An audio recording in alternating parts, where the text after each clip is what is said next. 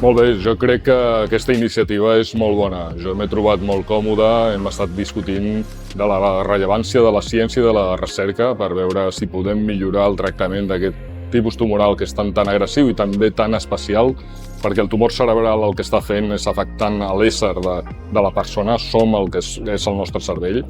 I crec que, tot i que és un tumor molt agressiu, tenim alguns indicis de que anem cap endavant i que anem amb força per trobar millors tractaments, i jo crec que aquest tipus d'iniciatives que el que fan és divulgar el que estem fent als pacients i a la societat són molt positius, perquè tenir aquest recolzament ens farà anar més ràpid i millor. Bueno, pues la jornada me ha gustado mucho.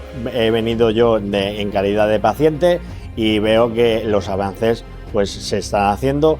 A mí, por mi parte, me está yendo muy bien y quiero y deseo que a otros pacientes también. Hola, ¿qué tal? Soy María Vieito. Acabamos de salir de la sesión de charlas de la Pedrera, donde hemos hablado sobre los tumores cerebrales.